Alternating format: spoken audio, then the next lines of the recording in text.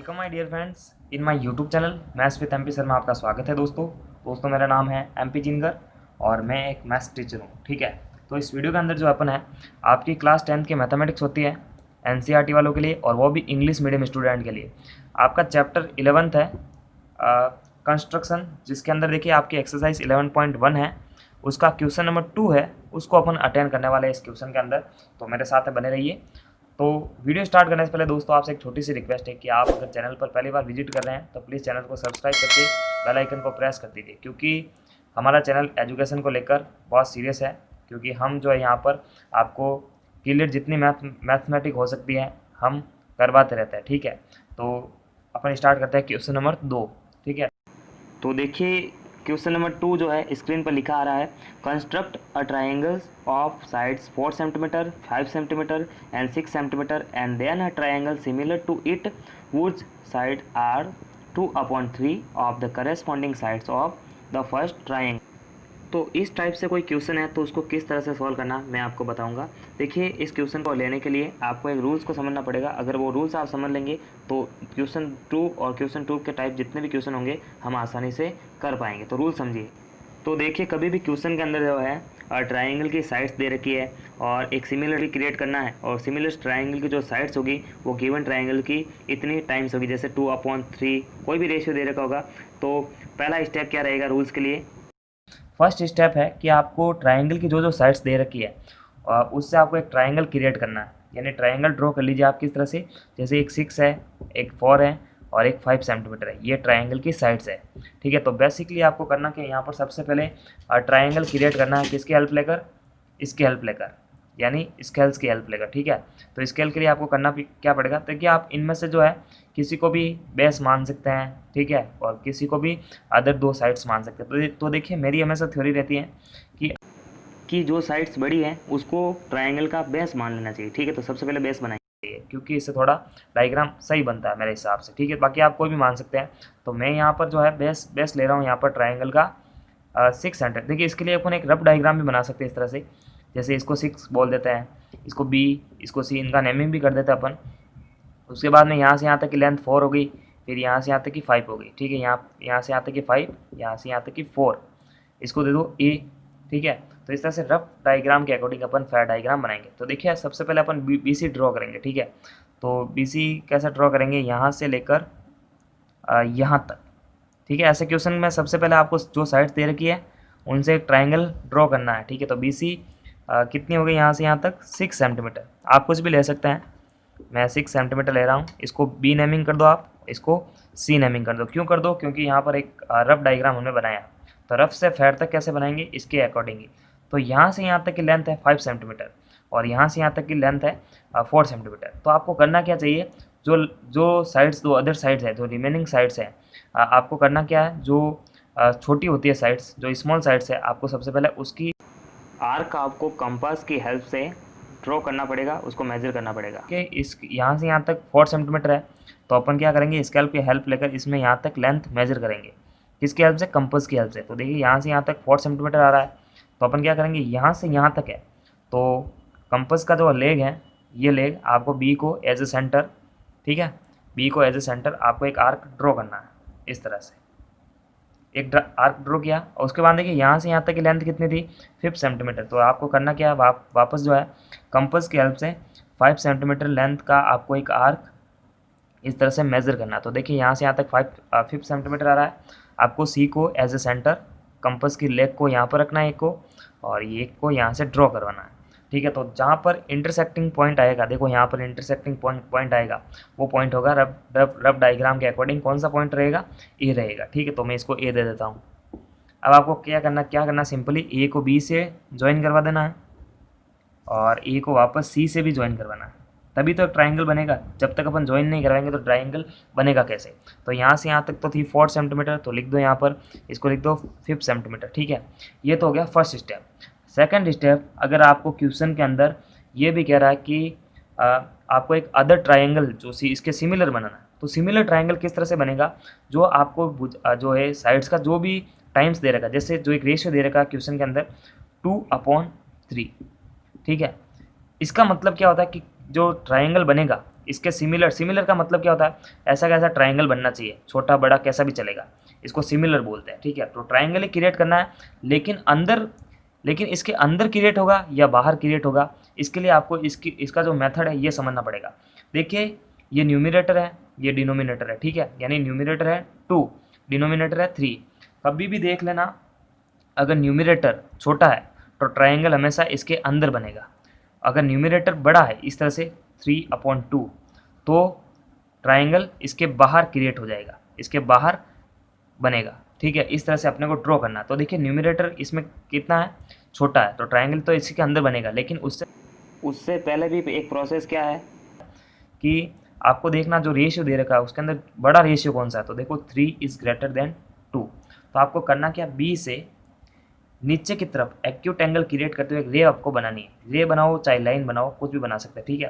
तो acute angle create होना चाहिए, यानी ये तो हो गया 90 डिग्री, और जो 90 डिग्री से छोटा होता है उसको बोलते हैं एक्यूट एंगल। तो आपको अपने हिसाब से कितना भी इस तरह से एंगल आप क्रिएट कर सकते हैं। तो देखिए यहाँ पर बी से एक रे आपको बनानी है, लेकिन ये रे कितनी लंबी होनी चाहिए, इसकी लेंथ कितनी होनी चाहिए, आपको क्या करना पड़ेगा, यहाँ पर ये रेशियो देखना पड़ेगा, जो रेशियो बड़ा है उसको आपको करना क्या है, इक्वल लेंथ के आर्क, आपको बी को एज ए सेंटर मानते हुए आर्क कट करना है। कितने आर्क, जो रेशियो बड़ा है। तो देखिए 3 बड़ा है, तो आपको करना क्या है, कंपास को आपको अपनी मर्जी के हिसाब से जितनी लेंथ आपको रखनी है रख दीजिए, उसके बाद में इसको चेंज नहीं करना, ठीक है। उसके बाद में क्या करना, सेकंड स्टेप देखिए इसी में है, सेकंड स्टेप पूरा मेथड इसी में है।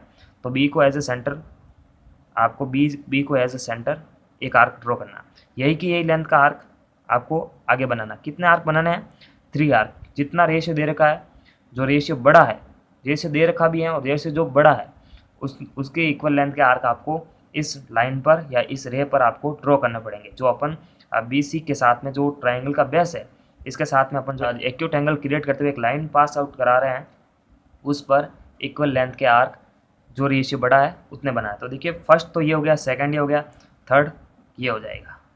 तो देखिए इस जो कंपास की जो लेंथ है इसको चेंज करना ही नहीं है, तो बराबर रहने वाली है, ठीक है। तो यहाँ पर 3 आर्क आ गए क्योंकि यहाँ पर 3 थे, ठीक है। तो इसको इस तरह से रे बनाना, तो इसको बी एक्स दे दो आप, ठीक है, इसको बी एक्स मानना है। और एक और चीज़ मैं आपको बता देता हूँ कि अपन जो कंस्ट्रक्शन कर रहे हैं तो इसके स्टेप भी साथ साथ में लिखते जाए, तो मैं आपको स्टेप से बताता रहूँगा साथ साथ में। तो देखिए फर्स्ट जो कंस्ट्रक्शन का स्टेप है वो है ये, draw a line segment B C 6 centimetre. देखिए सबसे पहले हमने एक लाइन सेगमेंट खींचा था, बिल्कुल एक ड्रॉ किया था बी सी 6 सेंटीमीटर, ठीक है। उसके बाद में देखिए taking B as a centre, draw an arc of 4 centimetre, ठीक है। यहाँ देखिए यहाँ से यहाँ तक अपने जो इसको बी को एज ए सेंटर माना, फिर यहाँ से यहाँ तक 4 सेंटीमीटर की लेंथ का आर्क ड्रॉ किया, फिर and taking C as a centre, draw an arc of 5 centimetre radius. तो देखिए 5 सेंटीमीटर रेडियस का हमने सी को एज ए सेंटर मानकर जो है क्या किया, यहाँ से यहाँ तक ड्रॉ किया, फिर एक इंटरसेक्टिंग पॉइंट है उसको ए दिया, ठीक है। तो देखिए these arcs will intersect each other at point A, बिल्कुल ईच अदर एट पॉइंट, इसने यहाँ पर इंटरसेक्ट किया दोनों आर्क्स ने, तो यहाँ पर एक पॉइंट भी आ गया, उसको दे दिया हमने A. Now B C 6 centimetre, A B 4 centimetre, S C 5 centimetre and A B C is required triangle. तो देखिए सबसे पहले हमने को जो रिक्वायर्ड ट्राइंगल था, जो गिवन ट्राइंगल था, वो हमने ड्रॉ कर लिया। ये तो हो गई फर्स्ट कंस्ट्रक्शन का जो स्टेप है, ठीक है। उसके बाद देखिए सेकंड कंस्ट्रक्शन का स्टेप है, draw a ray B X making an acute angle with B C line segment. यानी इसका कहने का मतलब है हमने एक ड्रॉ की एक रे जो है बी एक्स, उसको ड्रॉ किया बी सी लाइन सेगमेंट के साथ में, जिसने एक्यूट एंगल क्रिएट किया। उसके बाद में अपने को करना क्या है, थर्ड कंस्ट्रक्शन का step, locate 3 points B1 B2 B3 as 3 is greater than 2। मैंने पहले ही बताया था जो रेशियो बड़ा होता है, जो ग्रेटर होता है, उसके इक्वल लेंथ के आर्क आपको यहाँ पर बनाने। तो यहाँ पर इसने बोला B1 B2 B3, तो यहाँ पर अपन देखो इसका जो है नेमिंग कर देते हैं, इसको B1 दे दो, इसको B2 दे दो और इसको दे दो आप B3। तो इस तरह से कंस्ट्रक्शन का जो थर्ड स्टेप ये कह रहा है कि locate 3 points B1 B2 B3 on line B X such that B1 B12 B2 B3, यानी इनकी इक्वल लेंथ होनी चाहिए। यानी देखो हमने 3 इक्वल लेंथ के आर्क यहाँ पर कट किए थे, तो इनकी लेंथ जो है यहाँ से यहाँ तक बराबर थी, यहाँ से यहाँ तक बराबर और यहाँ से यहाँ तक बराबर। क्यों? क्योंकि हमने जो है कंपास को सेम लेंथ का रखा और उसके बाद में आर्क कट किए थे। तो ये प्रोसेस तो हो गया। उसके बाद में फोर्थ प्रोसेस है कि आपको जो लास्ट वाला आर्क है, लास्ट वाले आर्क में भी देखिए इस तरह से, अगर आपकी ये थ्योरी है कि जो लास्ट वाला आर्क होता है उसको इससे मिलाना, तो ये गलत है। क्योंकि देखिए जो अपने को रेशियो दे रखा होता है जैसे 2:3, इसमें जो बड़ा रेशियो है उसको हमेशा इससे नहीं मिलाया जाता है। जो रेशियो में डिनोमिनेटर है, डिनोमिनेटर को हमेशा मिलाया जाता है सी पॉइंट से। तो जो डिनोमिनेटर होता है जैसे 2/3, तो इसमें अपन ज्वाइन करेंगे, इसमें डिनोमिनेटर है 3, ठीक है, तो 3 को इसे ज्वाइन करेंगे। अगर इस तरह से ये फ्रैक्शन होती 3/2, तो इसमें अपन जो है डिनोमिनेटर को ज्वाइन करवाते हैं, यानी 2 के लिए B2 है, 3 के लिए है B3, ठीक है। तो इसमें अपन ज्वाइन कराते हैं इसको इससे, तो बाद में वो सिमिलर ट्रायंगल बनता, वो बाहर की तरफ बनता। मैंने पहले ही बता रखा है कि जो न्यूमरेटर होता है अगर छोटा है तो ट्रायंगल अंदर की तरफ, बड़ा है तो बाहर की तरफ। तो देखिए इस फ्रैक्शन के अंदर यानी इस रेशियो के अंदर जो डिनोमिनेटर है उसको अपन इससे ज्वाइन करवाएंगे, ठीक है। तो फोर्थ स्टेप है ये। तो B3 को मैं C से ज्वाइन कर दूंगा इस तरह से सिंपली। ज्वाइन करने के बाद में आपको करना क्या है, कंस्ट्रक्शन का स्टेप भी तो लिखना है, तो इस तरह से लिखना है ज्वाइन B3 to C, ठीक है। तो ये तो आपने कर दिया। आपको इसके बाद में करना क्या है, draw a line through B2 parallel to B3C to intersect BC at point C, A', B, C' is required triangle. किस तरह से, देखिए ये क्या कह रहा है कंस्ट्रक्शन का स्टेप कि आपको जो है इसके पैरेलल इस B2 से एक लाइन पास आउट करानी है, यानी इस तरह से यहाँ पैरेलल लाइन आपको ड्रॉ करनी है। किस तरह से ड्रॉ करते हैं, देखिए अगर जो अपने को रेशियो दे रखा है जैसे 2:3, इसका मतलब क्या है कि इसके लिए तो होता है B3, इसके लिए होता है B2, तो इन दोनों का यूज़ करना अपने को। तो B3 से तो एक लाइन हमने ड्रॉ करी थी, तो B3 का तो यूज़ हो चुका है, अब B2 का भी यूज़ करना है। B2 से ही वो लाइन जो पैरेलल इसके बनानी है वो B2 से ही जाएगी। अगर यहाँ पर 1 होता तो 1 के लिए B1 होता, तो B1 से अपन ड्रॉ करते एक। तो यहाँ पर जो रेशियो दे रखा है उसी का यूज़ करना है। तो 2 के लिए कौन सा पॉइंट का यूज़ होगा, B2 का, इस लाइन पर B2। तो इसके पैरेलल लाइन बना है, तो अपने को करना क्या है, सिंपली B3 को एज ए सेंटर, आप किसी भी लेंथ का एक आर्क आपको इस तरह से इसकी लेंथ कंपास में बनानी है, ठीक है। कंपास की लेंथ आपने इसमें इस तरह से बनाई, फिर B3 को एज ए सेंटर, देखिए B3 को एज ए सेंटर आपको एक आर्क ड्रॉ करना है इस तरह से, ठीक है, यहाँ तक। उसके बाद में यही लेंथ का आर्क आपको B2 को एज ए सेंटर मानकर यहाँ से यहाँ तक एक आर्क ड्रॉ करना है, ठीक है। इस तरह से आपने ड्रॉ किया। उसके बाद में करना क्या है, ये जो लेंथ आई थी, ये जो आर्क की लेंथ है, इसको आपको जो है कंपास की हेल्प से लेंथ को अपने को मेज़र करना पड़ेगा। किस तरह से, इसने यहाँ पर इंटरसेक्ट किया, इसने किया यहाँ पर इंटरसेक्ट, ठीक है। तो यहाँ पर कंपास की एक लेग को यहाँ पर रखते हुए और दूसरी लेग को यहाँ पर जिसमें पेंसिल है उसको इस तरह से मेज़र करेंगे। मेज़र कर दिया, उसके बाद में करेंगे क्या, यही लेंथ जो हमने मेज़र की थी इस आर्क की, इसके इंटरसेक्शन पॉइंट पर रखेंगे इस तरह से, यानी इसका इंटरसेक्शन पॉइंट है ये, इसका इंटरसेक्शन पॉइंट है ये। तो यहाँ पर एज ए सेंटर अपने को यही आर्क का एक जो आर्क है यहाँ पर इसको ड्रॉ करना है।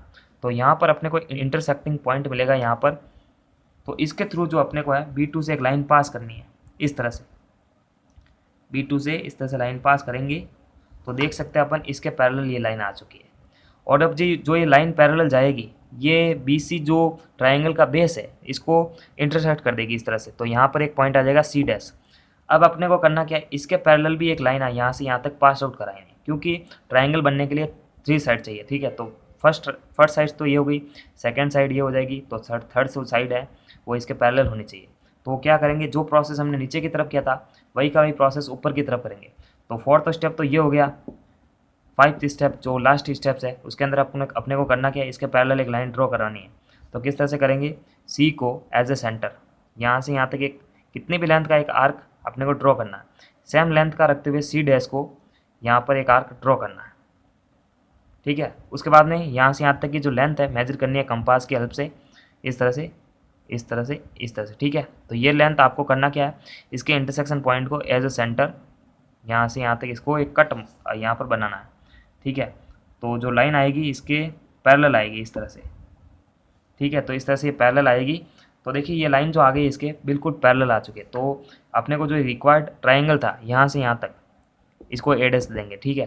तो देखिए A', B और C' ये अपने को एक रिक्वायर्ड ट्रायंगल हो चुका। अगर यहाँ पर थोड़ी सी गलती हो जाती है, जैसे इस तरह से यह साइड आगे की तरफ स्केल की हेल्प से बन जाती है, तो कोई बात नहीं, इसको यहाँ से यहाँ तक इसको इरेज कर सकते हैं अपन, ठीक है। तो यहाँ पर एक क्लियर नाम दे दूंगा मैं ए डैश। तो ए डैश बी सी डैश जो गिवन ट्राइंगल है ए बी सी, इसके सिमिलर ट्राइंगल आ चुका है, ठीक है। तो इस तरह से ये डायग्राम का प्रोसेस तो यहाँ पर खत्म हो जाता है। इसके बाद में प्रोसेस आता है जस्टिफिकेशन का। तो जस्टिफिकेशन को किस तरह से करना, तो यहाँ पर मैंने पेपर पर लिख रखा है, आपको बताऊंगा किस तरह से करना। देखिए सबसे पहले आपको लिखना है इस तरह से, the construction can be justified by proving that B C dash equals to 2/3 B C. देखो इस तरह से क्यों लिखना है, क्योंकि अपने को यही तो प्रूव करना।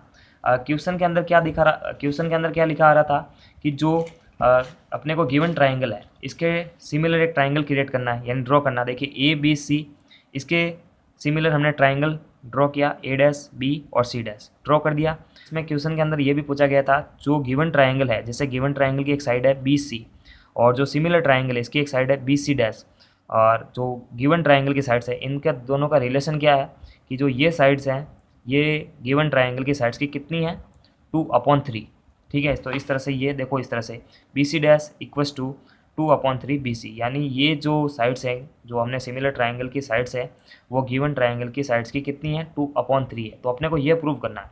तो इस साइड्स के लिए ये रहेगा, तो जो रिमेनिंग साइड्स है यानी ए डैश बी और ए सी, तो इनके लिए रिलेशन ये होगा। तो अपने को तीनों को प्रूव करना। अगर अपने को ये अपन जो है एक को प्रूव करेंगे तो बाकी बची हुई दोनों को भी अपन प्रूव कर सकेंगे सेम स्टेप से, ठीक है। तो इसके लिए आपको करना क्या है, सिंपल आपको ट्रिक बता रहा हूँ इस तरह से कि देखो इस तरह से जो ट्राइंगल का बेस है जो बी सी है उसके ऊपर की तरफ देखो और नीचे की तरफ देखो, दो ट्राइंगल है, एक ट्राइंगल ये है, एक ट्राइंगल बड़ा वाला, इसमें भी एक छोटा वाला है, इसमें एक बड़ा वाला है। तो आपको करना क्या है, इन दोनों को सिमिलर आपको प्रूव करना है। तो सिमिलर प्रूव करने के लिए अपने को करना क्या है, इस तरह से लिखना by construction in A dash, ऊपर वाला जो ट्राइंगल है उनको अपने को जो है सिमिलर प्रूव करना पड़ेगा। तो देखिए इसमें दो रीजन आने चाहिए, दोनों रीजन ए हैं, यानी ए वाला रूल्स लगेगा इसके अंदर सिमिलरिटी के लिए। तो देखिए इसमें बी कॉमन है और जो सी डैश और सी है वो करस्पॉन्डिंग एंगल है। किस तरह से, देखो बी इसमें भी आएगा, ए डैश बी और सी डैश में भी आएगा, ए बी सी इसमें भी आएगा, ठीक है। तो एक तो कॉमन हो गया, और एक सी डैश और एक सी, तो दोनों करस्पॉन्डिंग एंगल किस तरह से, क्योंकि यहाँ पर हमने जो आर्क क्रिएट किए थे तो सेम लेंथ के आर्क थे, तभी तो एक पैरेलल लाइन के लिए हमेशा सिमिलर लेंथ के आर्क ड्रॉ करने पर जो एक इंटरसेक्टिंग पॉइंट आता है तो एक एंगल क्रिएट होता है। तो यहाँ पर जो एंगल क्रिएट होगा वही का वही एंगल यहाँ पर भी क्रिएट होगा। तो इस तरह से जो है इस तरह से ये दोनों सिमिलर हो जाते हैं। तो इस तरह से सिमिलर होने के बाद में जो नीचे वाले ट्राइंगल है उनको भी अपन सिमिलर प्रूव करेंगे, या फिर इस तरह से अपन इसको लिख देंगे सेम लाइक डैट। तो ठीक है, तो नीचे वाले जो ट्राइंगल है उनको भी हमने प्रूव कर दिया सिमिलर। अब अपने को करना क्या, देखिए कभी भी कोई ट्राइंगल, जो दो ट्राइंगल होते हैं आपस में अगर सिमिलर है तो इनकी जो साइड्स का रेशियो है वो बराबर रहता है।